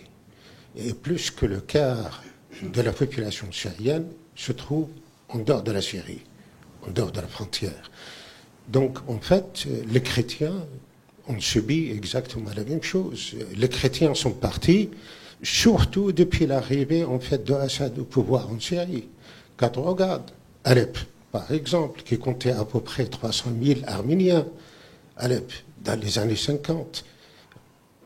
Regardez par exemple tout le nord de Al Jazeera en Syrie, pareil, toutes ces villes-là, Kamishli et autres, Hasaka et tout ça, qui sont des villes qui étaient fondées par les Arméniens et par les Syriens, qui ont subi des massacres au début du XXe siècle et à la fin du XIXe siècle par le Kurde et par le Turc.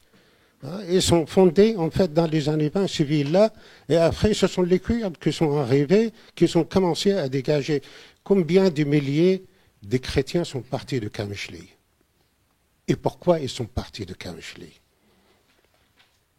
Et vous dites, par exemple, ça, ce sont des choses, en fait, parfaitement éclaircir. Il faut être clair là-dessus. Merci, vous étiez clair vous-même. Mais... c'est quand même...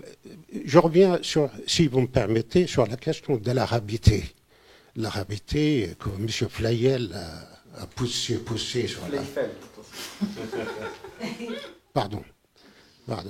Je prononçais peut-être à la libanaise, non? le nom. Il faut quand même savoir que la Syrie est un sacré mosaïque. Elle est traversée depuis 5000 ans par toutes sortes. Ce n'est pas la peine d'énumérer les civilisations qui sont passées par la Syrie jusqu'à la fin de l'Empire ottoman. Et chacun a laissé ses traces. chacun allait sur ses traces. La Syrie était extrêmement... C'est le cœur de la chrétienté, quand même.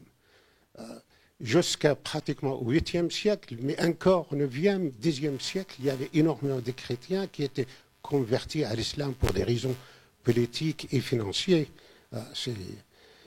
Mais la Syrie est un mosaïque, il faut l'accepter. Il n'y a pas les Arabes. Les gens sont arabisés en Syrie. Quand on parle en fait de l'arabité, les gens sont arabisés. Il suffit de regarder les têtes des gens à Damas, Alep, Homs et tout ça. Vous avez toutes sortes de styles, là, c'est pas la peine de l'énumérer. Que ce soit turc, kurde. La question peut-être serait, M. Yacoub, est-ce qu'il aurait tenu ce deal? Parce qu'on ne sait pas. Donc, quelle aurait été la réaction de M. Yacoub à cette commentaire? J'aimerais bien savoir la réaction de M. Yacoub n'est pas là, mais monsieur. Alors, monsieur, est-ce que vous pourriez me formuler votre question, que je puisse vous répondre d'une manière précise? La question, j'ai eu en fait l'impression que vous avez poussé pour donner pratiquement des mots dans la bouche de Tigrane. Non, absolument pas. Tu sens que j'ai poussé? Vous m'avez donné cette impression. Non, monsieur, c'est juste une impression. Voilà. En fait, j'ai insisté une fois, juste pour être sûr que pour les auditeurs qui ne connaissent pas ces problématiques, juste pour être sûr qu'ils font la distinction entre l'arabisme et l'arabité. Ah oui. C'est pour ça que j'ai insisté. Je reste universitaire, mon but est purement pédagogique et méthodologique, parce qu'il ne faut pas confondre les deux. L'arabisme ou le nationalisme arabe ou le nasserisme étant une idéologie dépendant de Nasser et se situant dans les années 50, 60 et 70 jusqu'à son échec, lamentable, alors que l'arabité, c'est une notion tout à fait différente qui trouve ses sources dans la Nahda et qui est développée par nombre de théologiens, libanais, syriens et palestiniens, qui ont vu dans l'arabité la modernité en Orient et qui ont institué l'arabité comme l'antithèse du sionisme. Parce que là où le sionisme opère une ségrégation, il y a le juif, il y a le non-juif, le juif étant le citoyen par excellence et le non-juif étant le citoyen secondaire, ce que l'on constate aujourd'hui dans le cadre d'Israël, dans le cadre de la communauté arabe israélienne, 20% des Israéliens, alors que l'arabité portée par des... Allez, je vais vous citer quelques noms, comme l'évêque grec orthodoxe Georges Choder, toujours en vie, comme le penseur, le théologien maronite Joachim Moubarak, qui était d'ailleurs curé pas loin d'ici, à Saint-Séverin, qui a enseigné à la Sorbonne. Grégoire Haddad aussi évoque un peu l'arabité. Et l'arabité s'est constituée comme la modernité qui incarne les idéaux que les chrétiens d'Orient souhaiteraient vivre. Et quels sont ces idéaux? Les idéaux sont les idéaux des droits de l'homme. Joachim Moubarak rêvait par exemple de faire du Liban la patrie des droits de l'homme. Les droits de l'homme, la laïcité, la citoyenneté, la liberté de conscience, notion particulièrement chère aux chrétiens d'Orient, parce qu'en dehors du Liban, lorsqu'on est musulman à converti au christianisme, on risque sa vie, étant donné que les différentes constitutions de bien des pays arabes considèrent que la charia est la source de la législation, et puisque cela est de l'apostasie pour la charia que de se convertir au christianisme compte tenu de l'islam, donc on est passible de mort. Donc j'ai insisté sur l'arabité uniquement pour faire la distinction. Aujourd'hui, bien sûr, nous pouvons lire l'arabité d'une manière critique, parce que celle-ci est très malheureusement restée le propre d'une certaine élite intellectuelle, sans vraiment pouvoir percer le vulgus, voilà, sans pouvoir se constituer en pensée globale, mais ça reste porteur des aspirations les plus profondes des chrétiens d'Orient aujourd'hui. Qu'est-ce que nous voulons? On va apporter quelques petites nuances. Pardon, je voudrais juste dire une dernière chose. Et l'arabité, telle qu'elle fut conçue par ces gens-là, est une instance plurielle. C'est-à-dire qu'à l'encontre de ce que Tigrane évoquait tout à l'heure lorsqu'il parlait de l'arabisme, un arabisme qui gomme le passé, qui ne conçoit pas une histoire pré-7e siècle, l'arabité, au contraire, est une donnée culturelle qui donne à la syriacité, à, je ne sais pas comment on dit, l'arménicité, l'arménité, et à toutes ces traditions antiques qui ont fait, telles que vous l'avez dit, la mosaïque de la Syrie, la mosaïque de l'Orient, elle leur donne toute leur place parce qu'elle ne se reconnaît que comme une continuité ou une matrice culturelle fondamentalement plurielle. Vous comprenez pourquoi j'ai insisté? Voilà, merci. Oui, enfin, ou juste, excuse-moi de t'interrompre, mais pour j'ai fini. nuancer ton propos sur l'arabité aussi comme moyen de dépasser les frontières artificielles des impérialistes franco-britanniques qu'on ne va pas constater chez les Coptes. Puisque les Coptes s'inscrivent dans un discours dans l'État-nation égyptien, dans l'égyptianité, et on voit bien que même dans la tête des élites égyptiennes, l'arabité, c'est surtout un moyen d'étendre l'influence de l'Égypte dans son aire régionale, et qui est à la base, pas un mépris, mais en tout cas un mépris pour les Bédouins, en tout cas un mépris pour les Hachémites. On voit bien au début du XXe siècle que l'Égypte vit très mal le fait que les Britanniques, d'un côté, pour des intérêts géostratégiques très, très précis, met en valeur en fait les aspirations des Hachémites qui vont se rebeller contre les Ottomans, donc, et d'autre côté vont mettre de côté les aspirations nationales égyptiennes à l'indépendance. Et donc il y a un vrai clivage qu'on peut voir, et que l'Égypte prend très tardivement conscience de son arabité, quelque chose qu'on ne va pas du tout noter de la part des élites grecques orthodoxes, grecques catholiques, chrétiennes de Syrie, de tout le Bilad Hacham en fait, du Liban, de Jordanie, de Palestine. Disons que le rapport à la chose n'a pas été le même. La trajectoire historique a un impact. Elle est différente et les contextes sont différents. L'arabité est surtout le propre de ces chrétiens levantins. Oui. Quand on parle du Levant, on n'inclut pas l'Égypte, parce que la problématique était différente chez ces Levantins. Et disons que l'arabité a principalement été le propre des Grecs orthodoxes surtout, et des Grecs catholiques aussi, et que le maronite surtout qui parle beaucoup de l'arabité, c'est-à-dire Joachim Mubarak, est un maronite qui est taxé de gauche, qui est taxé comme pro-palestinien, et dans les années 60 et 70 et 80, c'est très mal vu au Liban par les maronites eux-mêmes.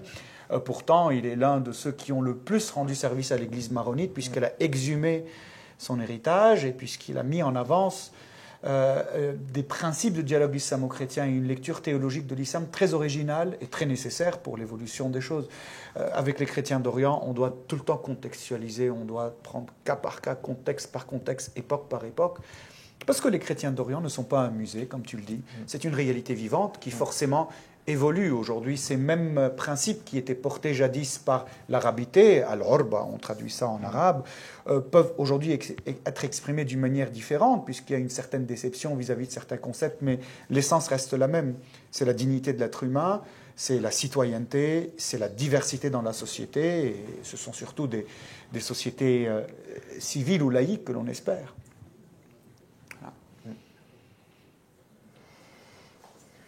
Monsieur, devant nous. Pardon. Il y a monsieur qui voulait prendre la parole aussi. Non, mais après... allez-y, puisque c'est dans la continuité. Non, c'est simplement, comme vous connaissez Yacoub, comment aurait-il réagi par rapport à ce débat, puisqu'il est vrai, j'apprécie ce que vous dites, et je sens comme vous, mais en fait, on est très peu, Égypte, j'ai bien dit que c'était l'élite. Oui, mais même... oui, parce que c'est... Vous voyez le Maghreb, déjà, dans le monde arabe. Actuellement, si vous allez en Algérie, je ne vais pas entrer dans les détails, l'arabité, pour une partie de l'Algérie, pas sur la Tunisie. Le magnifique discours du nouveau président, c'était vraiment tunisien, qui font quelque chose de particulier. Le Maroc, je ne sais pas trop. L'Égypte, je connais bien comme vous. La déségyptianisation ici. Bon, et puis au Moyen-Orient, qui parle d'arabité? Mais je ne parle pas d'arabisme. Je parle de votre arabité que je comprends. Ah, ce n'est pas mon arabité, c'est l'arabité des auteurs que je vous ai exposés. Que vous avez exposé avec beaucoup de conviction, et je la partage. Mais enfin, à part vous, et peut-être Georges Rodre, et moi, peut-être. J'ai quelques amis au Liban, je pourrais vous les présenter. J'espère, je ne sais pas, mais je n'ai pas l'impression que c'est dominant. Bon, on va faire le porte-parole de Yacoub.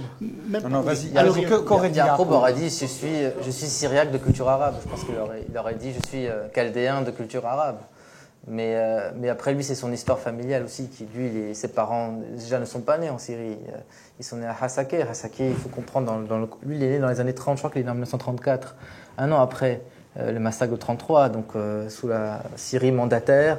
Donc je pense que la génération de Yacoub n'est pas forcément une génération qui s'enracine dans la Syrie historique, la Syrie arabisée, ou berceau de la nation arabe, tel que les Baathistes l'ont perçu. Mais pour ce qui est des nouvelles générations le clivage est moins affermi, enfin en tout cas il est moins palpable. Et puis n'oubliez pas une chose, c'est que Yacoub est dans un discours de revendication parce qu'il est le seul. Parce qu'il est le seul à occuper cet espace public. Il est le seul à revendiquer, à se désoler, pardon. Il est le seul à se désoler de la négation de l'héritage syriaque qui a été éclipsé ou amoindri donc dans l'historiographie arabe. Et c'est pour lui un vrai enjeu, une vraie source de... C'est une douleur personnelle, mais c'est aussi c'est un élément central de sa réflexion et de son travail historiographique, qui est un travail assez remarquable, il faut le dire. Son livre est en vente. Mais en tout cas, moi, ce qui m'a beaucoup intéressé, c'est pas son dernier livre, mais son avant-dernier ouvrage, Université menacée, les chrétiens d'Orient face au nationalisme arabe et au pan-islamisme. Et lui, il apporte une réflexion très critique sur le nationalisme pan-arabe. Et il déconstruit, critique de façon un petit peu, à mon sens, véhémente, Michel Aflaq, Constantin Zoulek, pour ne pas les citer, bien sûr. En tout cas, monsieur, que cette pensée humaniste s'appelle arabité ou qu'elle s'appelle, je n'en sais rien, ce qui compte, ce n'est pas l'appellation, ce qui compte, c'est ce que nous sommes en train de rechercher. Et les chrétiens au Moyen-Orient, ils sont dans ce sens. Les droits de l'homme, la citoyenneté, la diversité, le dialogue, l'ouverture. C'est le contexte. Voilà. Après, on peut donner à ça plusieurs noms. Mais comme le disait Lao Tse, la fleur, même si elle s'appelle la fleur, elle aura toujours la même odeur. Monsieur devant nous. Monsieur, et puis madame. Merci. Je me limite à l'Égypte.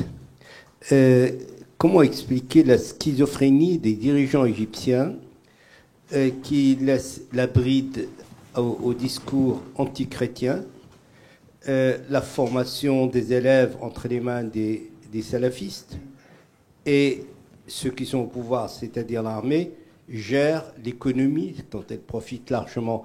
Et en même temps, dans le discours officiel, on lutte contre l'intégrisme, on lutte contre le terrorisme, mais en même temps, on laisse diffuser un discours, le discours qui fait des ravages dans les endroits les plus reculés de l'Égypte, où les chrétiens, les flahs, sont persécutés. Et même les fêtes de mariage ou autres doivent se faire d'une façon discrète pour ne pas gêner leurs voisins musulmans. Mais je ne comprends pas ce discours schizophrénique des dirigeants. Je n'arrive pas. Enfin, je ne sais pas si ma question est... Oui, enfin, je pense qu'il y a une continuité depuis Sadat. Je pense qu'il y a une vraie rupture avec Sadat, un vrai divorce. Ah oui, n'oubliez pas une chose, l'église copte orthodoxe est une église ultranationaliste égyptienne. Vraiment, plus égyptien que d'Égyptiens. Déjà, l'histoire des Coptes, qui est profondément enracinée avec les pharaons, la langue liturgique copte qui fait une réminiscence de l'Égypte ancien. Mais je crois qu'il y a un vrai divorce avec Sadat.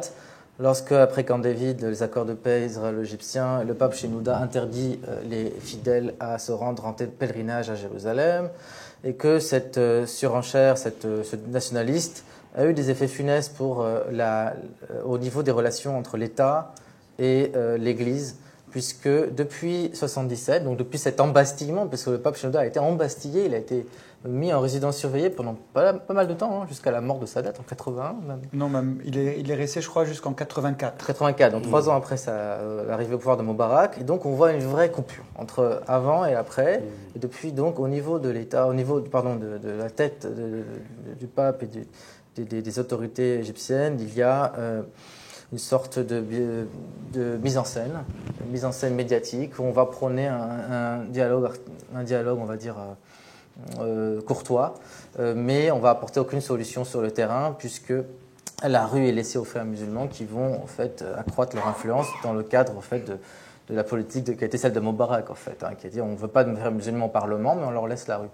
Et donc ce qui se passe aujourd'hui avec Sisi, c'est assez paradoxal, puisque pour la première fois dans l'histoire contemporaine récente de l'Égypte, un président de la République égyptienne a assisté à la messe de Noël dans la grande basilique copte de Madinat Nasr, donc la prochaine capitale administrative de l'Égypte. C'était un geste qui était très fort, mais on a en fait d'une part un islam, on va dire officiel, d'Al-Azhar, qui se fait le relais aussi d'un discours de concorde, sous la pression du Vatican. C'est très intéressant parce que le voyage du pape François en Égypte a été un voyage qui a porter ses fruits dans la mesure où le Saint-Siège n'est pas dans l'irénisme, n'est pas dans un dialogue irénique où on va mettre de côté tous les sujets qui fâchent et chercher des sujets de convergence.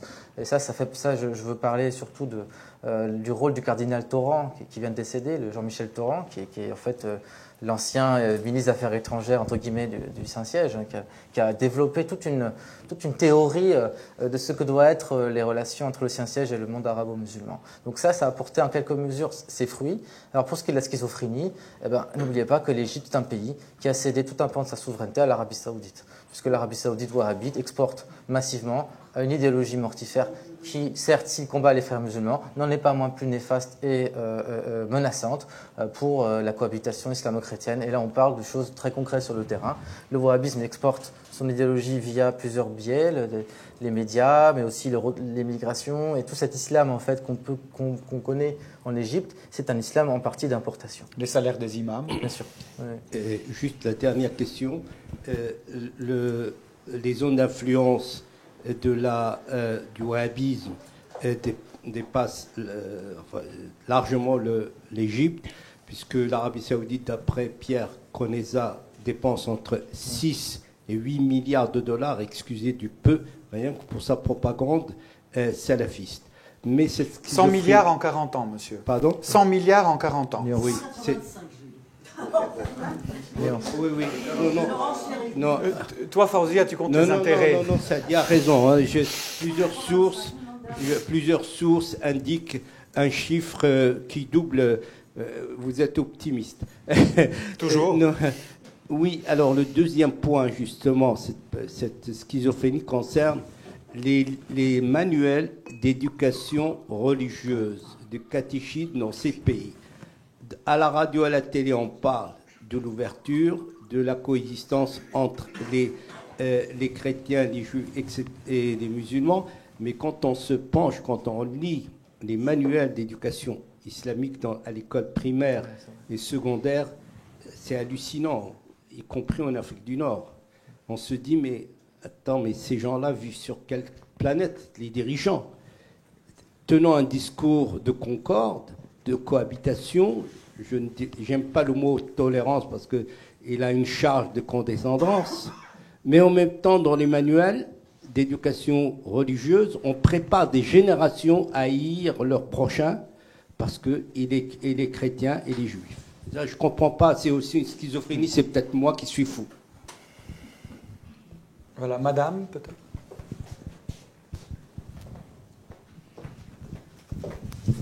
Moi, c'est juste une question à propos de la conversation de tout à l'heure. Les soulèvements au Liban, certainement, et dans une certaine mesure l'Irak, c'est ce dont vous avez parlé, c'est-à-dire qu'ils veulent la citoyenneté et la suppression des règles confessionnelles. Donc c'est bien parti.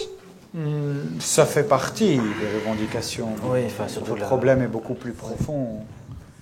Je t'en prie. Enfin, non, on va pas comparer le scénario irakien au cas libanais, même s'il y a une vraie demande de justice sociale, de respect de la dignité humaine. Mais on a affaire, c'est vrai, à des classes politiques qui sont extrêmement corrompues. Et dans le cas irakien et libanais, c'est vrai qu'il y a un point de convergence, puisqu'il y a toujours la menace de l'instrumentalisation de puissances étrangères, notamment l'Iran pour l'Irak. On ne parle pas beaucoup de l'influence saoudienne au Liban, on parle beaucoup de l'influence iranienne, hein, qui est vraie, qui est avérée, mais on ne parle pas aussi de l'influence aussi des relais. Je trouve que plus ou moins d'en parler, de l'influence saoudienne au Liban. C'est le terrain de jeu de toutes les puissances régionales et internationales. Et actuellement, ce que le Liban est en train de subir n'est autre que les séismes provoqués par les manœuvres économiques des États-Unis et aussi par la corruption très prononcée de la classe politique libanaise.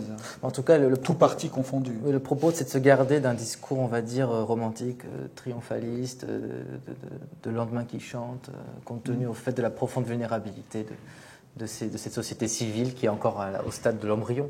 On parle d'une société civile laïque embryonnaire, même si elle existe, mais elle est fragile, et puis elle demande qu'à croître. Donc vous pensez que les révoltes, ça ne va pas aboutir? Je ne suis pas Madame Soleil. Hein, mais... Moi, j'espère de tout cœur que ces révoltes vont aboutir et donner un lendemain nouveau à ces régions, parce que aujourd'hui, bien au-delà de la question du confessionnalisme, par exemple au Liban, les gens ont faim. Nous sommes à un niveau qui est encore plus poussé. Et comme le dit une chanson au Liban, de Ziad al-Rahbani, le fils de Fayrouz. Cette chanson s'appelle Ana Mouch Kafir, je ne suis pas un mécréant. Et dans cette chanson, il dit moi j'ai justement faim. Et quand on a faim, toutes les autres considérations à côté tombent, surtout s'il s'agit de nourrir ses enfants. Et aujourd'hui, la situation économique au Liban est lamentable et elle a pour cause directe la corruption et le clientélisme dans le régime libanais. Nous pourrions dire exactement la même chose pour l'Irak. Et il ne faut pas oublier l'Iran aussi, qui malheureusement a témoigné d'une oppression des manifestants qui dépasse toute imagination en 2019. Voilà. Merci beaucoup de votre écoute. Merci beaucoup.